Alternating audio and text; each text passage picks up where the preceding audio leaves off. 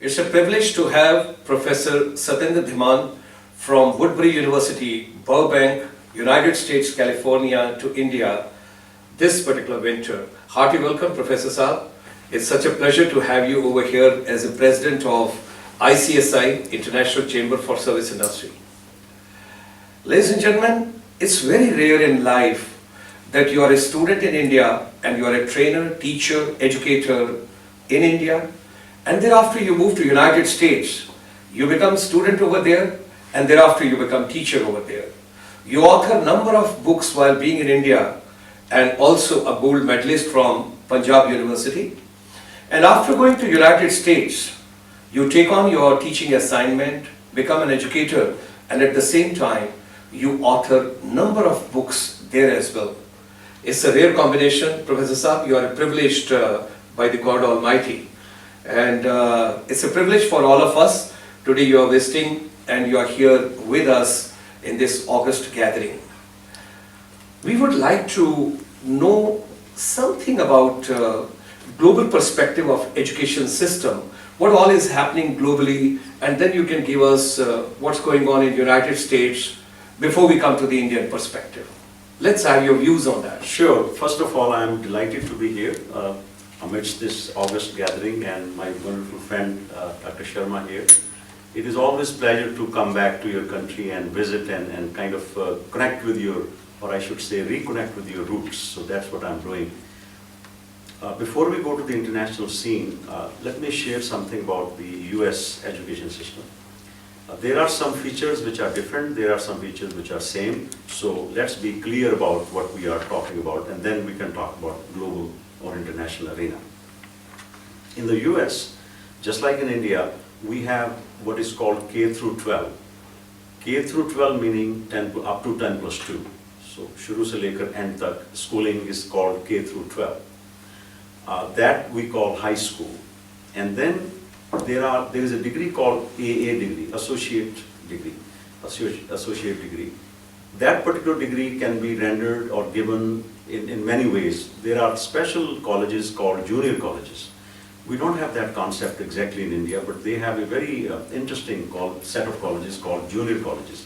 They are state colleges, meaning government colleges, where students from high school can go to those particular colleges, which give you a kind of, it's a midway approach from going from a school to a university. So you go to those colleges. Then there are private universities which offer associate degrees, bachelor degrees, master's degrees, and then up to PhD level. Now, the system is divided like this. 10 plus 2 is 1, K through 12, that's high school. After that, you have junior colleges. Then you have within state, there are different layers. For example, I'm based in California. Over there, we have what is called Cal State System, California State System of Education. They have universities which offer mostly up to the master's degree, and some universities offer a PhD in conjunction with a major university, for example. So you have college schools, junior colleges, you have private universities and colleges, and then you have within the state, you have Cal State System in the California. Then there is the highest branch of education in California. It is called UC system, University of California. Similarly, different state, University of New York, they have all over the states.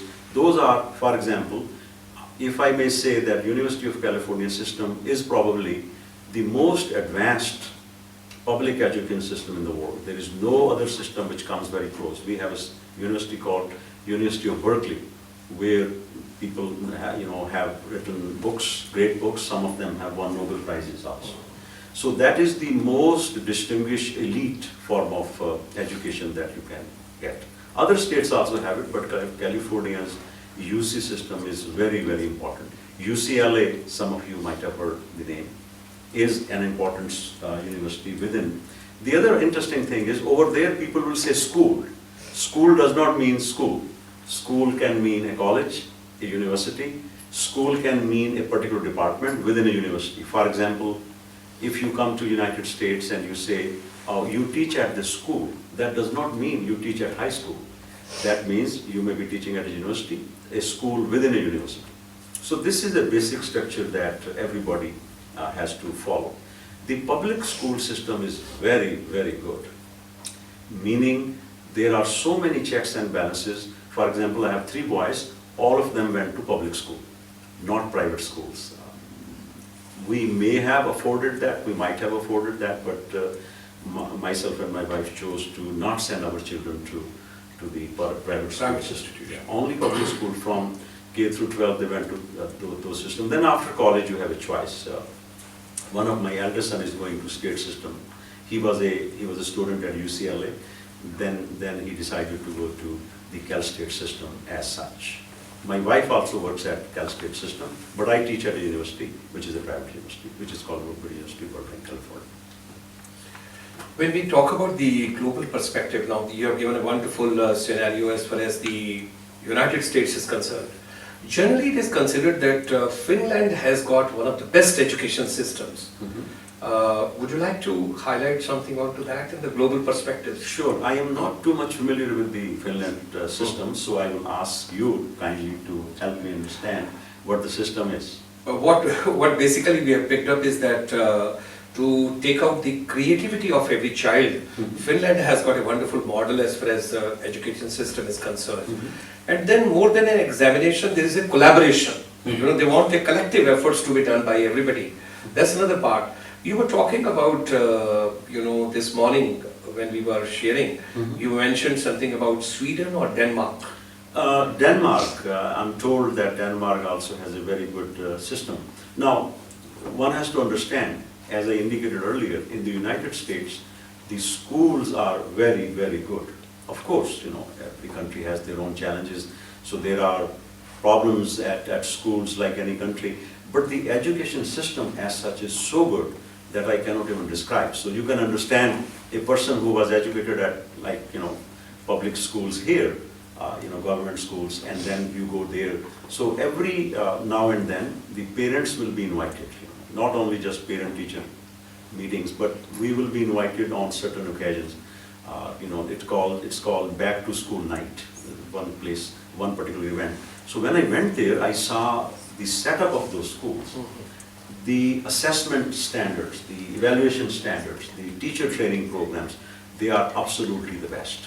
I was very amazed. I said, you know, if people in India could be exposed to that kind of education system, the revolution can happen. But then at the same time, I compared my education. At that time, we didn't have those facilities. While we didn't have those facilities, but we had focus and concentration. Now kids are more distracted thanks to social media. So, you know, overall, I don't know how much learning takes place, even if you have the best education. So I have my own views about those things. But as far as the opportunities are concerned, as far as the facilities are concerned, as far as, you know, books and all that, every student in high school, up to high school, is given books free by the state. Every book is given free. And the classroom is so equipped. You know, it has central announcement system. In the morning there's a prayer, and depending upon which kind of school it is, a faith-based school, and so on and so forth. But the facilities, the number of television monitors, number of computers, iMacs and all that within a classroom is unimaginable. And there's a reason for that, because in America, every tax-paying person contributes to the school system. You know, every tax-paying person contributes to the construction of roads. That's why those are. But because of that perfect system, the government is able to invest into the education, and it is splendid as far as the education is concerned. As you travel, you know, very frequently to other countries also to be a part of the education process, education system. So besides United States, would you like to, because recently you were in Switzerland also, would you like to share something about a little bit on to the global perspective of education of those countries as well? Yes, I was given the opportunity to work with certain countries other than America. Early on in the year 2000 or 1999, I was invited to El Salvador. El Salvador is a country in South America. I was invited to develop an e-commerce program over there. But then e-commerce market changed, as you know, it becomes a common thing. But I was invited by the University of Francisco Gavidia, something like that. So I traveled there. Then I have done some consulting work in Canada.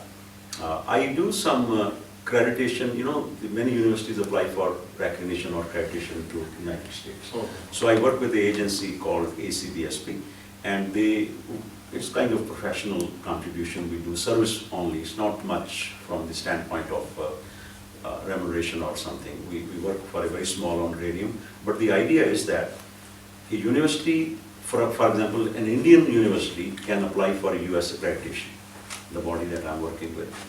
I'm not an employee of that body, but we just work as a consultant or a professional helping them.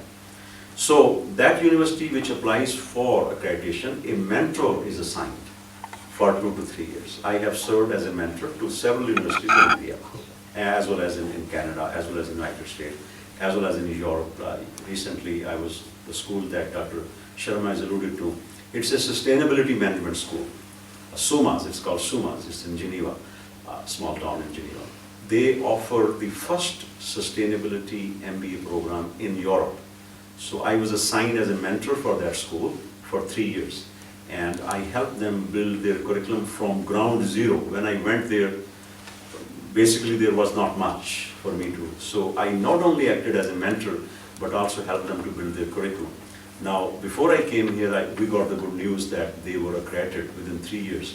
Most of the schools, other I would say 100% of the schools I have mentored, they get accredited in the very first attempt. Very nice. So there was no, you go there and no accredit. Because the idea is, my goal is that if you work with some organization, you give your best and you tell them what's the best thing to do, the best practices. So that was one school. But a few months ago, I was in Paris conducting evaluation for a hospitality management school, and I mentioned to you, Dr. Sharma, about that when I went there. That school was applying for re-accreditation. They were already accredited. After 10 years, they have to renew it. So I led the team of 3 people. I was the leader, team lead of, it's called peer review site visit team. You know, we are all peers, professors from different universities. We go to a university, we look at their complete management system, from leadership to strategic planning, to customer focus, to evaluation of other services, to evaluation of their learning outcomes and so on and so forth. So that particular perspective provided me the real insight into how those universities work. Fundamentally, it is not different from US. If it is different, they try to, you have to understand, United States has, in my opinion, the most sophisticated higher education system in the world. There's no question about that. If you're looking for, in any field for that matter, US can offer the best of the best higher education system in the world. So many international schools try to sort of emulate the example of United States. That's really nice to have your perspective, from the other countries' comparison with the United States. Now, would you like to give some kind of a synthesis or a conclusion? Because in the next episode, I will be talking more on the Indian perspective. And this part, would you like to conclude while giving some sermon to our Indian educators, our youth, our students, our system, our policy, whatever we have got in India? I think, the best approach to education in the United States is based on accreditation. Accreditation is a body of independent professional reviewers who come to the university and they look at your system from ground up to the graduation of the students and the assessment of learning, and they give you approval of that. For example, the school I teach, Woodbury University, it is accredited by, there's a regional accreditation. You have to have that. If you don't have it, you cannot be in the education business. Then at the top of that, you apply for a professional accreditation. So we have the accreditation regarding which I serve as a mentor and team lead. But then we also have second highest accreditation in business. It is called AACBSP. Only 5% schools, business schools in the world are accredited by that. The other body, only 12 to 15% schools are accredited by that. For example, in India, I'm told that there are 1 or 2 schools out of thousands that we have are accredited by AACBSP, and maybe 13 to 14 schools are accredited by ACBSP. Out of those 13 and 14, I was involved with 8 or 9 schools, either as a mentor or as a team lead or as a team player or as a team member of that. So what that does is you are measured with the best of the best. It's a benchmarking process. It's a process, it's like a level playing field. Our university has the same accreditation as other top universities have. So even if the university is not size-wise that big, name brand-wise, not as well known as many well-known universities are, but one thing is clear, we were measured against the same quality standards as those universities have been. So this is a one way of proving that our curriculum is not any less than those big universities. Okay. If we can bring something like that to India, that will provide us that benchmark to compare with international standards. I think that one particular thing is lacking in our education system in India, and we will probably talk more about that in the next episode. So you agree with the theme which we have chosen for this entire series, this episode, empowering education and transforming India? Yes, that is the only way to do that. Okay. Let's have our audience, if somebody has got any question. My name is Chitra Kapoor, and I want to ask that in India, students do feel that they have an educational stress every time, from the very beginning of their education till the higher education level. So is there any kind of an educational stress for the foreign students, especially in USA? What do you have to say about it, sir? Thank you. It's a very good question. Stress is a very important factor, which has to be Actually, taken. there is no stress of education. The stress comes from the tests, on the final exams. So as far as that is concerned, I think both students are same. When I used to teach here, students used to feel the same way. But I believe that in India, somehow the way the education system is, we put too much importance on the final exam.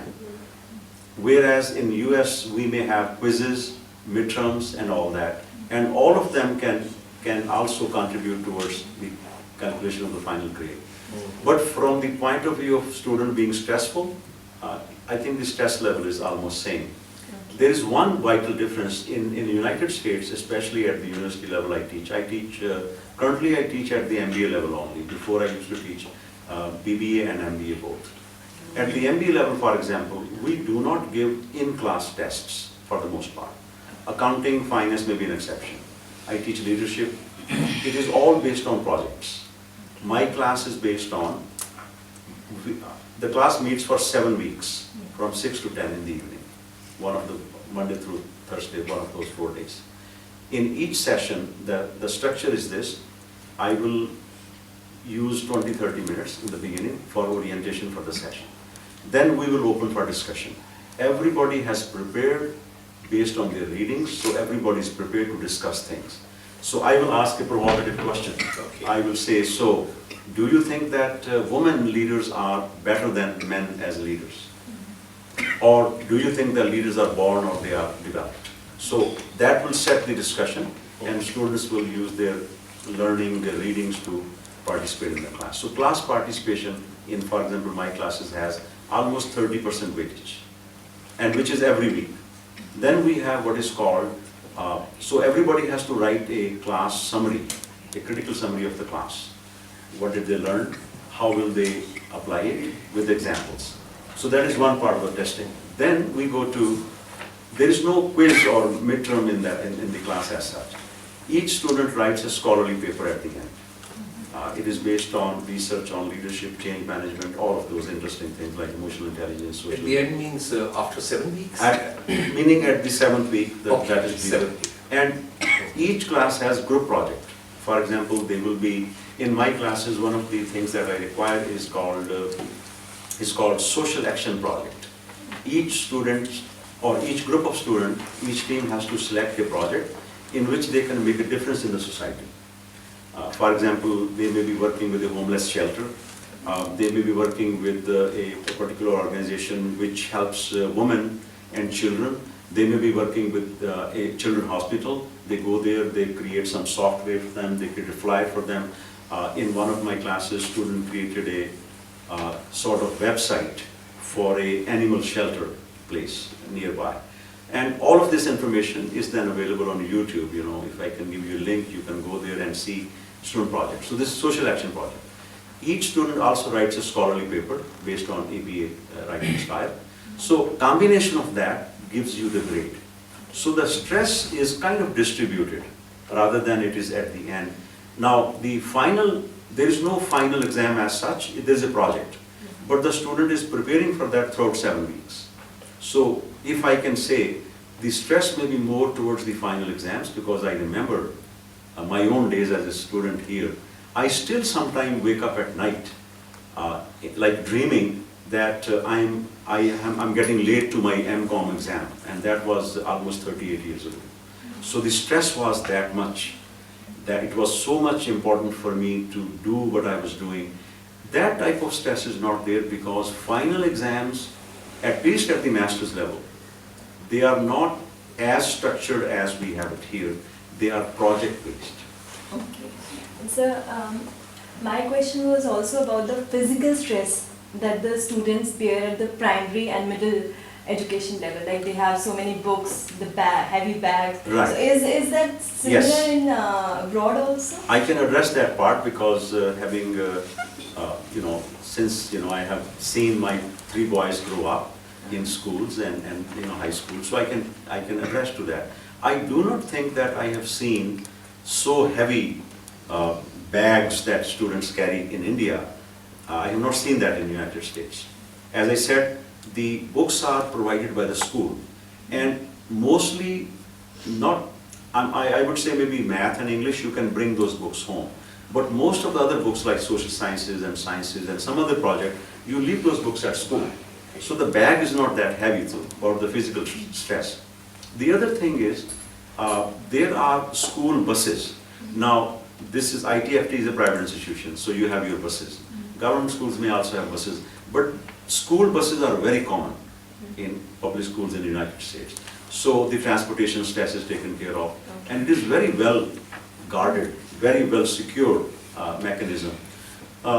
So as far as there is another thing that you have some tuition thing here, Yeah. Madam was asking.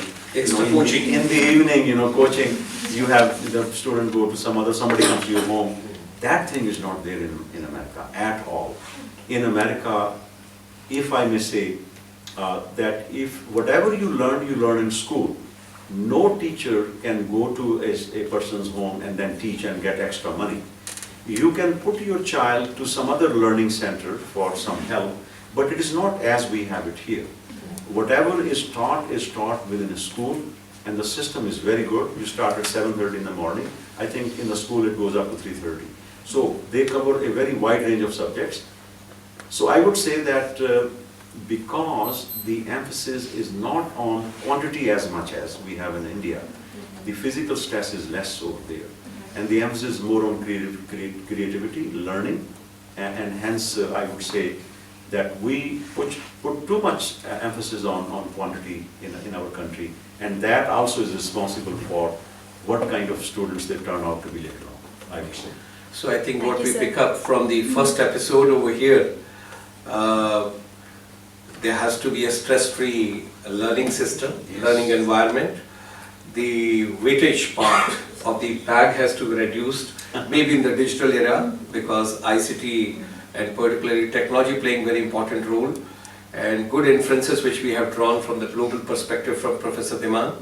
So we thank you for joining us over here in the first episode of Empowering Education and Transforming India and giving us the global perspective.